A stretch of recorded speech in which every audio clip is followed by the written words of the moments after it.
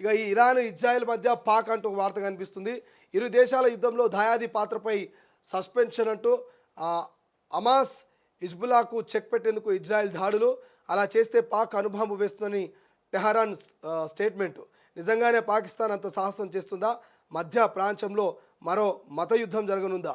వెనక్కి తగ్గిన Israel Iran ఇక పరస్పరం గగనతల దాడులు, కీలక టార్గెట్ల ధ్వంసం, వందల సంఖ్యలో మరణాలంటూ వార్త కనిపిస్తుంది. సో ఇరాన్ ఇజ్రాయెల్ గురించి నేను పెద్దగా మీకు చెప్పాల్సిన అవసరం లేదు. సో ఆల్రెడీ సోషల్ మీడియాలో ఓ వీడియోలో చక్కర్లు కొడుతున్నది. సో ఇరాన్ ఇజ్రాయెల్ ఒకరి మీద ఒకరు దాడి చేసుకుంటే అక్కడ ఉన్నటువంటి సామాన్య ప్రజలు చచ్చిపోతున్నారు, అక్కడ సామాన్యులు ఇబ్బంది పడుతున్నారు. మీడియా సంస్థ మీద బాంబు పడితే లైవ్లో యాంకర్ వార్తలు చదువుతూ ఉంటే ఆమె ఆ మీడియా సంస్థ మీద బాంబు పడితే ఆమె మధ్యలోనే లేచి వెళ్ళిపోయినటువంటి సందర్భం. అంటే రెండు దేశాలు యుద్ధం చేసుకుంటే ఎంత విధ్వంసం క్రియేట్ అవుతుందో మనం ఇరాన్ అదేవిధంగా ఇజ్రాయెల్ని చూస్తే అర్థమవుతుంది. ఇరాన్ ఇజ్రాయెల్ని చూస్తే మీకు క్లియర్గా తెలుస్తుంది రెండు దేశాలు యుద్ధాన్ని చేసుకుంటే ఎంత విధ్వంసం అవుతుందో. మొన్న మేము ఒక పేపర్లో చదివినాం, దాని పేరు ఉన్నది, గాజా కాదు దాని పేరు ఉన్నది. ఆ దేశం గత కొన్ని ఏళ్ళ నుంచి కూడా యుద్ధం జరుగుతున్నది, పేరు నోట్ల నుండి గుర్తొస్తలేదు. అక్కడ పరిస్థితి ఎట్లుందంటే ఒక బిస్కెట్ ప్యాకెట్ ఎంత తెలుసా, 2500 రూపాయలు ఒక బిస్కెట్ ఖరీదు. అక్కడ ఒక బిస్కెట్ ఖరీదు, ఒక పాల ప్యాకెట్, ఒక హాఫ్ లీటర్ పాల ప్యాకెట్ 3 నుంచి 4000 రూపాయలు. అంటే యుద్ధం జరిగి అక్కడ ఎంతో విధ్వంసం జరిగింది. కనీసం తిందామన్న తిండి లేదు, తాగుదామన్న నీళ్లు లేవు.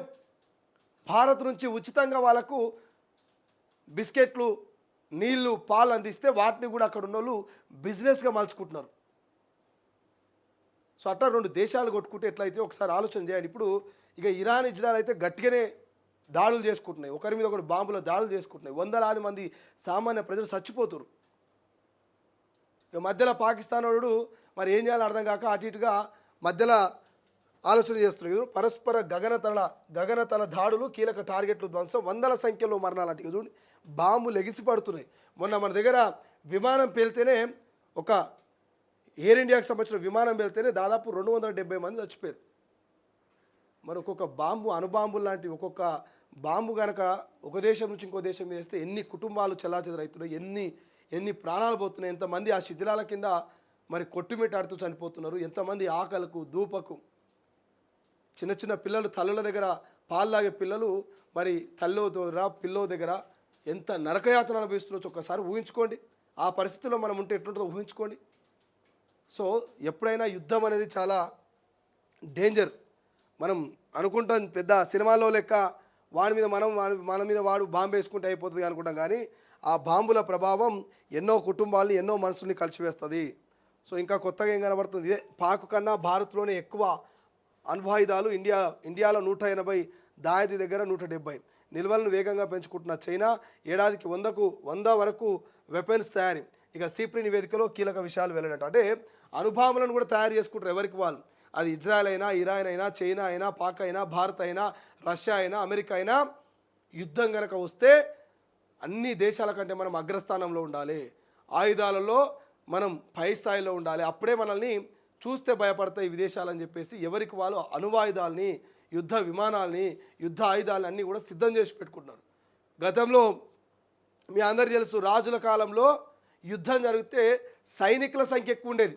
ఆ రాజ్యంలో వేల సంఖ్యలో సైనికులు ఉండేవాళ్ళట. వాళ్ళ మీదకి మనం దండయాత్రకు పోతే మనం తట్టుకోలేమని చెప్పేటోళ్ళు. ఇప్పుడు సైనికుల సంఖ్య కాదు, ఆయుధాల సంఖ్య ఎక్కువ ఉంటుంది. ఇప్పుడు పేలుడు పదార్థాల సంఖ్య ఎక్కువ ఉంటుంది. ఎవరి దగ్గర ఎక్కువ పేలుడు పదార్థాలు ఉంటే ఇక ఆ రాజ్యం అగ్రరాజ్యం. అది రష్యానా, భారత, అమెరికా పక్కన పెడితే పేలుడు పదార్థాలు, అణువాయుధాలు ఎవరి దగ్గర ఎక్కువ ఉంటే వాళ్ళు అగ్రస్థానంలో ఉన్నట్టుగా ఇప్పుడు ప్రపంచ స్థాయిలో ఆ రకంగా చర్చ జరుగుతూ ఉంది. రైట్, ఇంకేం మిస్ అయినా ఆల్మోస్ట్ అన్నీ కవర్ చేస్తాం. ఇక నమస్తే తెలంగాణతో చూస్తే, నమస్తే తెలంగాణలో ఏముంది, బీసీ కోటా అవుట్ అనేటువంటి అంశం కూడా కనిపిస్తుంది. స్థానికలో మట్టి కరిపిద్దామంటారు. ఏమంటున్నాడు కేటీఆర్, స్థానిక సంస్థలో మట్టి కరిపిద్దామని అంటున్నాడు. ఇక పొంగులేటికి తలంటూ అంటూ వార్త హైలైట్ కనిపిస్తుంది. ఇక కట్టేటప్పుడు మీరు కళ్ళు మూసుకున్నారంటూ అది జిహెచ్ఎంసీపై హైకోర్టు ఆగ్రహం హైలైట్ కనిపిస్తుంది. సో ఇవి ఓవరాల్గా మనకు కనిపిస్తున్నటువంటి అంశం. ఇక మళ్ళీ ఒకసారి పోల్ కూడా చూద్దాం. పోల్ పెట్టినాం కదా, రైతన్నకు సంబంధించిన పోల్ పెడితే 1.1K మంది ఓట్ చేస్తే రైతు భరోసా డబ్బులు పడలేదని 62% అని చెప్తున్నారు. రైతు భరోసా డబ్బులు పడ్డాయని 38% అని చెప్తున్నారు. అంటే ఆల్మోస్ట్ 2 ఎకరాలకు పడ్డట్టుగా వీళ్ళందరూ కూడా ఈ మనకు ఓట్ చేసి పడ్డాయా అంటే పడ్డాయి అన్నోళ్ళు అంతా 2 ఎకరాల లోపు ఉన్నట్టున్నారు. వీళ్ళందరూ కూడా 2 ఎకరాల లోపు ఉన్నటువంటి రైతులుగా తెలుస్తుంది. వీళ్ళంతా కూడా 38% మంది ఎవరైతే ఓట్ చేసిరో వీళ్ళంతా 2 ఎకరాలు. వీళ్ళందరూ కూడా 62% వాళ్ళు మరి 2కు పైగా అంటే 2 నుంచి 20-30 ఎకరాల లోపు ఉన్న రైతులు ఎక్కువ ఉన్నారు. సో వీళ్ళందరూ కూడా పర్లేదు అంటారు. వీళ్ళందరికీ పర్లేదు కాబట్టి వీళ్ళందరికీ పడ్డది కాబట్టి ఇక్కడ 38% రైతు భరోసా పడ్డదని 62% పర్లేదని చెప్తున్నారు.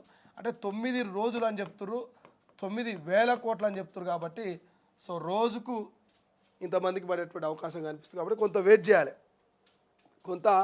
వెయిట్ చేయాల్సినటువంటి అవసరం ఉంది. కామెంట్స్ వచ్చినాయి, కాంగ్రెస్ ప్రభుత్వం వచ్చిన తర్వాత ఇంతవరకు రాలేదంటూ ఒక ఆయన తిరుపతి రెడ్డి అంటే ఆయన కామెంట్ పెట్టిండు. ఇంకో ఆయన కేసీఆర్ అన్నాడు. ఇంకో ఆయన 4 ఎకరస్ ఎప్పుడు వేస్తారని ఇంకొక ఆయన పెట్టిండు. ఇట్లా ఎవరికి వాళ్ళు రైతన్నలు కూడా ఆందోళనలో ఉన్నారు. ఏమైనా ఆందోళనలో ఉన్నారు, ఈ ప్రభుత్వము మాకు రైతు భరోసా నిజంగానే పూర్తి స్థాయిలో వేస్తుందా వేయదా, అందరికీ మరి పూర్తి స్థాయిలో వేస్తుందా వేయదా అని చెప్పేసి రైతన్నలు కూడా చాలా ఆందోళనలో ఉన్నారు. ఎందుకంటే 18 నుంచి వెయిట్ చేస్తున్నారు రైతు భరోసా ఫుల్ ప్లేజర్గా మా కాంగ్రెస్ ప్రభుత్వం వేస్తుందేమని. కేసీఆర్ ఉన్నప్పుడే బాగుండే అని ఎందుకంటారు? అప్పుడు చెట్లకు పుట్టలకు గుట్టలకు పక్కన పెడితే అసలైనటువంటి పెద్ద కారు రైతు కూడా రైతు భరోసా అంటే అప్పుడు రైతు బంధు పడ్డది. కానీ కాంగ్రెస్ ప్రభుత్వం వచ్చినాక ఏమైంది? మేము చెట్లకు ఇవ్వం, పుట్టలకు ఇవ్వం, రైల్వేకి ఇవ్వం, ఇక హైవేలకు ఇవ్వం,